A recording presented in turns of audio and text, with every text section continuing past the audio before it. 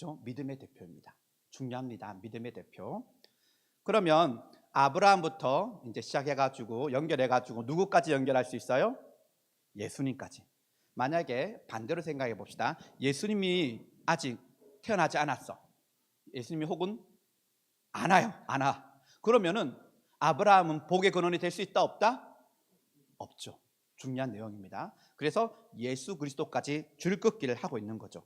다시 말하면 아브라함이 우리가 알고 있기로 믿음의 대표자고 복의 근원인데 그렇게 될 수 있었던 이유는 누구 때문이다? 그렇죠. 예수님 때문인 거죠. 예수님이 오셔가지고 그 복의 근원, 믿음의 대표인 아브라함을 설명할 수 있다는 것이죠. 자, 그러면 두 번째 그룹 누구입니까? 아브라함 다음에 다윗입니다. 다윗은 직분이 무엇입니까? 왕입니다. 그러면 예수님도 당연히 어떤 분? 왕으로 오실 것이다. 그러니까 줄긋기가 다윗부터 누구에게까지? 예수에게까지. 다시 그러면 예수님이 없어요. 그러면 다윗의 지금 대표자가 이렇게 나올 수 있다 없다? 없다. 예수님이 계시기 때문에 아브라함이 가능하고 예수님이 계시기 때문에 누가 가능하다? 다윗이 가능하다라는 것이죠. 다윗은 하나님께서 약속하셨습니다. 너의 왕위를 어떻게? 계속 후손에게 이어주겠다. 그래서 예수님에게까지 연결됩니다. 찾아보진 않겠지만 아브라함을 통하여 하나님께서 약속하신 내용이 뭡니까? 너는 복의 근원이 될 것이다. 복의 시작이 될 것이다.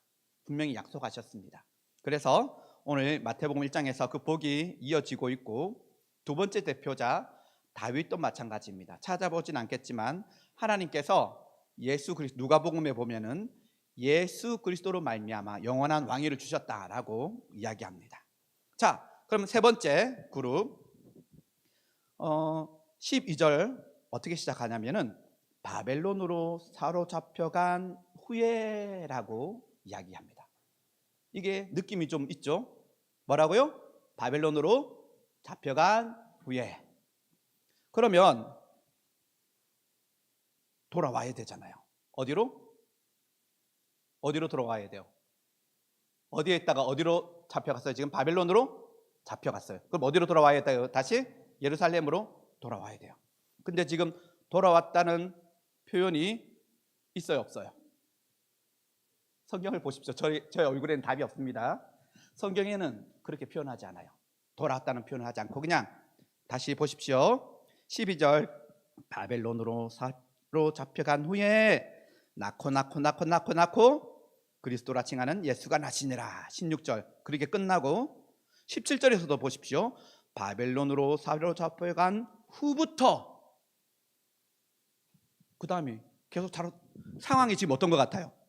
계속 사로잡혀 있는 거죠. 느낌을 잡으십시오. 다시 자 예루살렘으로 사로잡혀 갔어요. 이스라엘 백성이 돌아왔어요? 안 돌아왔어요? 돌아왔죠. 근데 본문에서는 지금 그것을 명확하게 얘기 안 해요. 그냥 후부터 지금 이 상황도 어때요? 유대 기독교인들 상황도 계속해서 종의 핍박의 고난의 상황에 있는 거죠. 자, 잘 생각해 봅시다.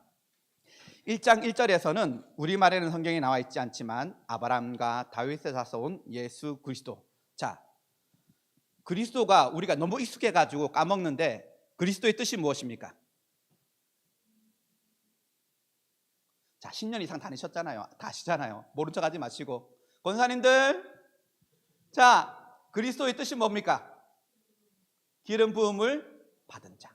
구약 성경에는 기름 부음 받은 자가 세 직분이 있습니다. 왕과 선지자, 제사장. 세 직분이네요. 그럼 오늘 성경하고 한번 연결해 봅시다.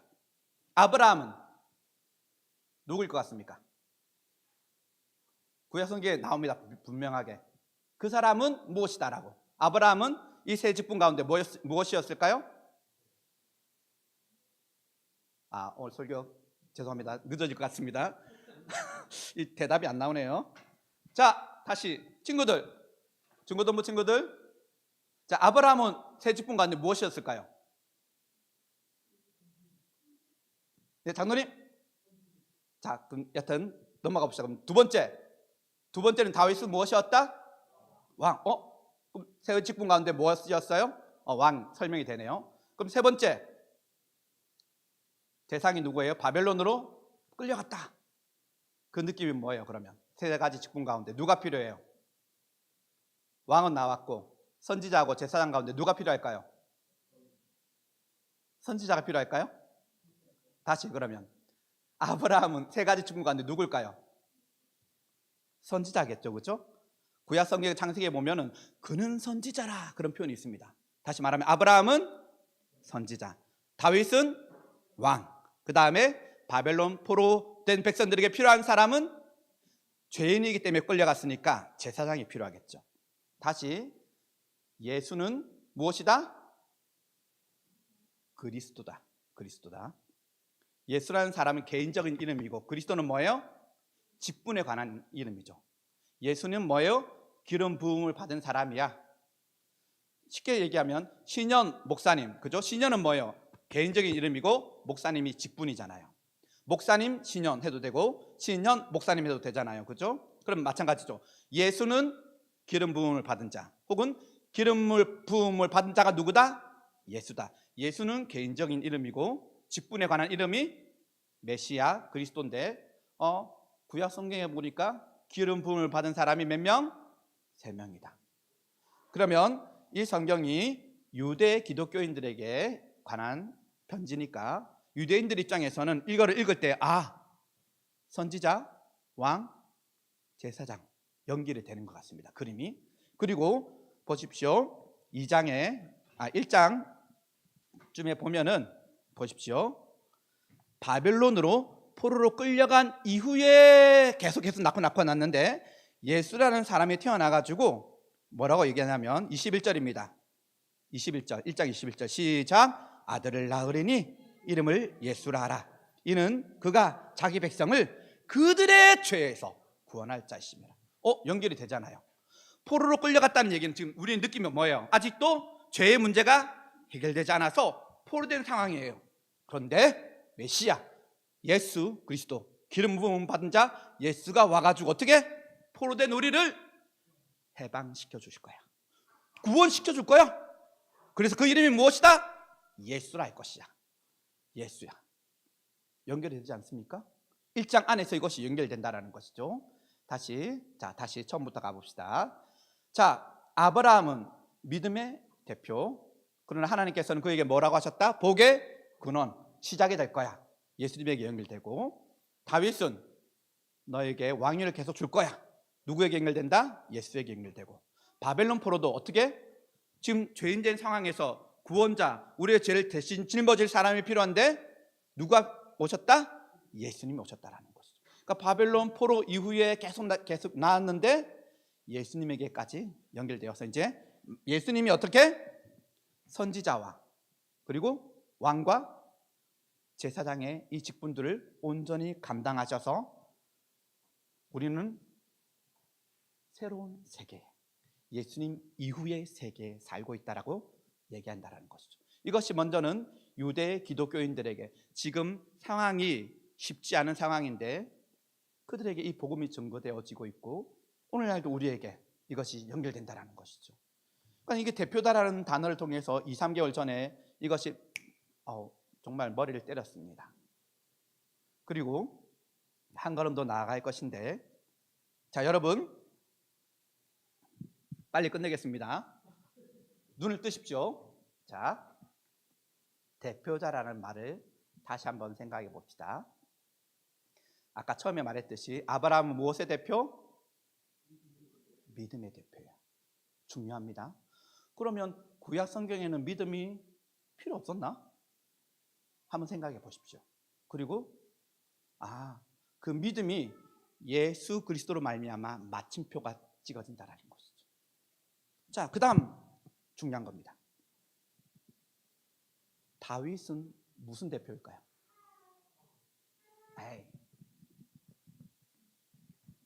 죄송합니다. 아닙니다. 제가 원하는 답이 아닙니다. 자, 다시 아브라함은 무슨 대표? 믿음의 대표. 그럼 다윗은? 자, 권사님들 중요합니다. 싫어요. 전 시간 많아요. 집에 가려면 빨리 생각하세요. 자, 다시. 아브라함은 머릿속에 우리가 알고 있잖아요. 그죠? 믿음의 조상 아브라함은 노래도 있던 것 같은데 믿음의. 자, 구약이 아니고 신약에 우리에게 적용되어집니다. 다윗은요? 왕이 아니라니까요. 목사님께서 여러 번 말씀하셨어요. 힌트. 강권사님 힌트. 다윗은 신약 시대에 성도들이 받은 무엇을 받아서 누렸다라고 말씀하셨어요. 목사님께서. 네? 은혜. 정답입니다. 박수. 네. 역시 네, 모범생이십니다. 예배 시간 다른 분들 다 졸고 계실 때 홀로 다 들으셨습니다. 제가 생각하고 받은 은혜예요. 다시. 아브라함은 무엇의 대표? 믿음의 대표로 예수님을 낳아요. 연결되어져요. 다윗은 은혜의 대표. 기억하십시오. 자, 그러면 다시 오늘 설교 제목이 놀라운 하나님의 세계인데, 그럼 구약 시대에는 믿음이 없었나? 은혜가 없었나? 비교할 수 없을 정도로 우리는 믿음과 무슨 시대? 은혜의 시대. 믿음과 은혜의 시대에 살고 있다는 거죠. 그래서 신약 성경에 보면 보라! 지금은 이게 안 나옵니까? 집에 가기 싫으십니까? 다시 보라 지금은 의뢰 받을 만한 때요 구원의 날이로다. 이것이 가능한 거예요. 자, 동일하게 바벨론 포로는 뭐예요? 이제 우리가 죄에서 구원받는 개념인데 중요합니다. 자, 이것이 얼른 와닿진 않아요. 자, 이것을 설명하기 위해서 이제 한 가지 예를 들어볼게요. 텔레비전에서 얼마 전에 나왔는데 어떤 개그맨이 어릴 때 너무너무 가난할 때요. 12살부터인가? 여튼 그래서 오늘 먹으면은 내일 먹을 게 없었대요. 그래가지고 그때부터 이제 좀 궁색맞아 그렇게 돈을 끌고 모았대요. 그 부자는 지금 현재 됐는데 자라면서 그렇게 힘들게 자랐대요. 샤워하는데 물을 그리고 한 10몇 초 만에 끝내버려요. 샤워를. 정말이에요. 텔레비전에 나왔던 내용입니다. 그리고 아파트 집에 가는데 사람들이 뭔가 내다 놨어. 가전제품. 그럼 어떻게 할까요? 눌러보고 괜찮은데? 지금 들고 가. 근데 믹서기를 들고 갔는데 믹서기가 깨져버렸어. 아내가 여보 왜 그렇게 살아? 놀라운 반전은 저녁 때 핸드폰 하면서 아내가 물어보죠. 여보 당신은 원하는 거 없어? 뭐 좋아하는 거 없어? 그러니까 남편이 그 주인공이 핸드폰을 들고 와가지고 똑똑똑똑 뭘 했을까요? 아내 통장에 돈을 이체하는데 놀라지 마십시오. 거들먹거리면서 영이 몇 개인가 세어봐. 얼마를 보냈을까요? 1억을 보내요. 여러분 1억 받아보지 않아가지고 그죠? 감흥이 없죠? 평상시에 가끔 5천만 원, 몇 천만 원씩 그렇게 보낸대요, 아내한테. 그러니까 아내가 적금하고 자기 위해서, 우리 가족을 위해서 쓸 거라는 걸 믿기 때문에 믿고 그렇게 보내는 거죠. 자, 은혜라는 단어를 생각해 봅시다. 다시. 구약 시대에는 가나안 땅을 벗어나면 안 돼요. 아시죠, 그죠? 하나님의 주신 기업을 지켜야 돼요. 그러나 오늘날은 그죠? 관계없어요. 오늘 나는 성가대 하고 싶어요. 하세요. 장로님께서 설거지를 자주 하시는데 들어가서 하십시오. 남성된 여러분 은혜를 주방에서 경험하십시오. 아멘. 아멘. 예, 안 하시는 분은 은혜를 못 누리는 겁니다. 정말입니다. 그러니까 정해져 있지 않아요. 어떤 것이다, 이것이다 정해져 있지 않아요. 자, 이것을 반대의 개념으로 생각해 봅시다. 이제 마무리입니다. 결론입니다. 구약 성경은 몇 권입니까? 줄이면은 맨 처음 성경이 무슨 성경입니까? 모세오경. 모세오경을 줄이면 뭐가 남을까요?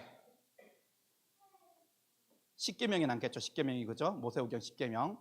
자, 생각을 바꿔서 아브라함, 다윗 없고 모세의 자손 예수 그리스도의 계복, 예수 그리스도의 세계라 이렇게 한번 읽어보십시오. 자, 성경이 아브라함 빠지고 다윗 빠지고 모세의 자손 예수 그리스도의 세계라. 자, 이러면 느낌이 어때요? 답답하지 않아요? 답답하지 않아요? 어떠세요, 여러분?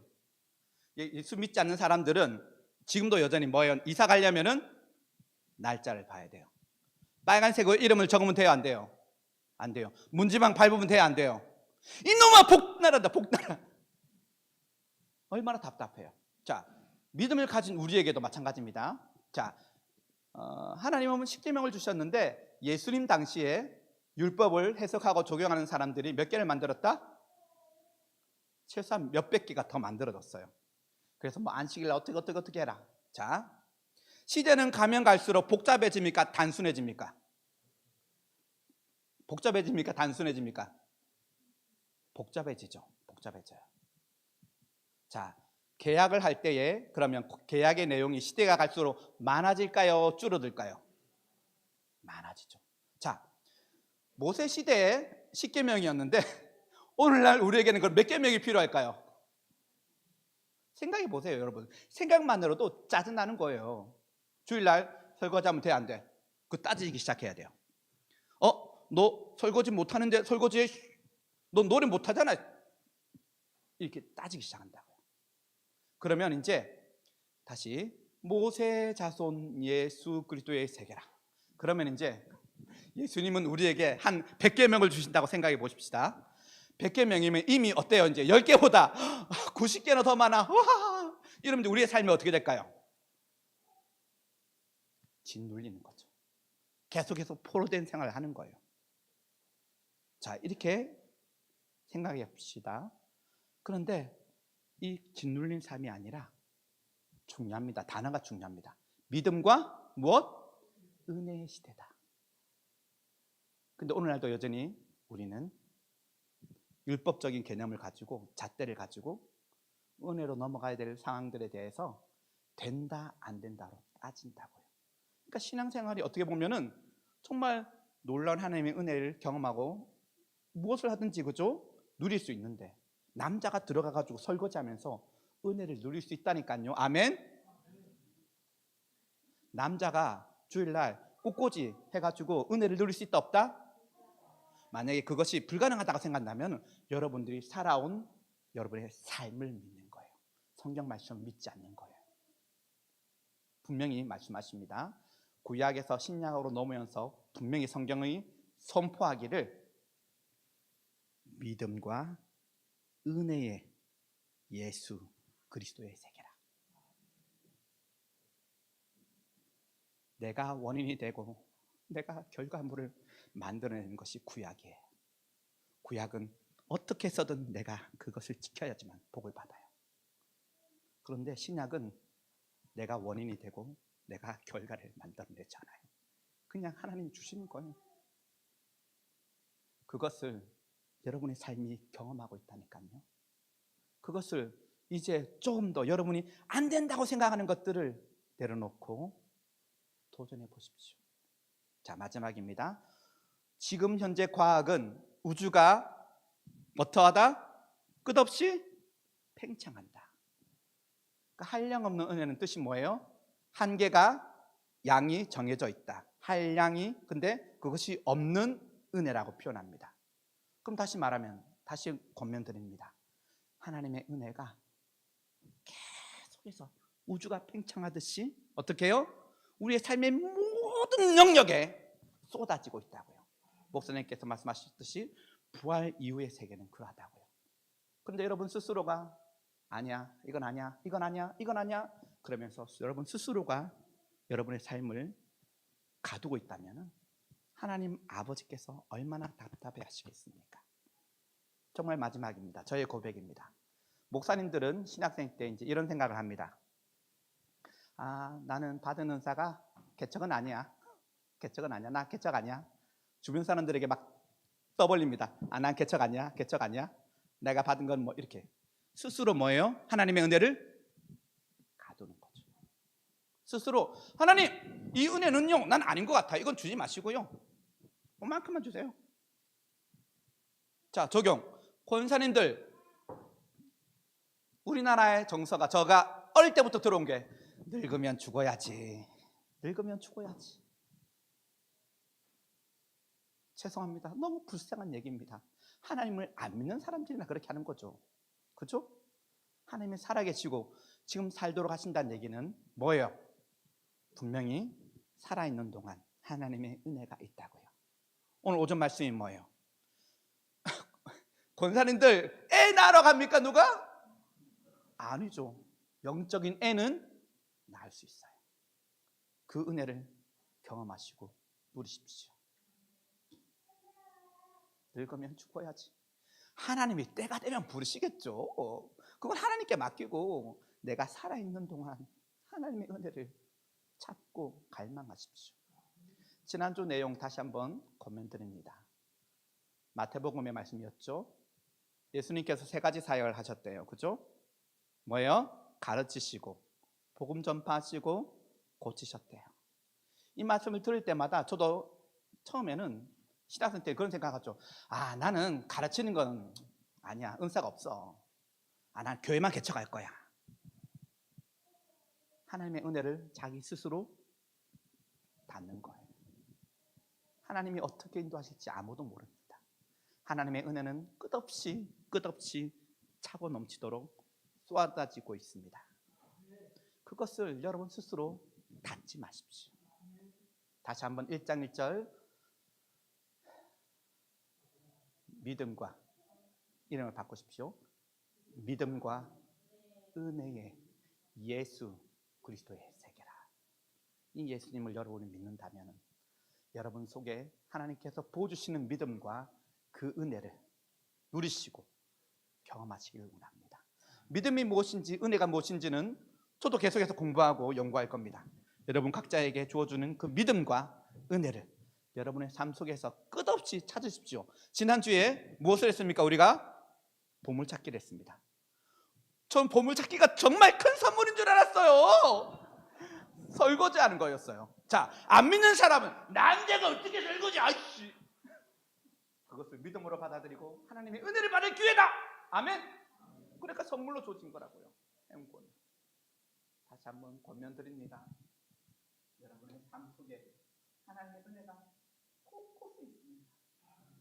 그것을 믿음으로 받아들이시고 그 은혜를 마음껏 누리십시오. 기도드리겠습니다. 하나님, 이 계절이 너무나 좋습니다.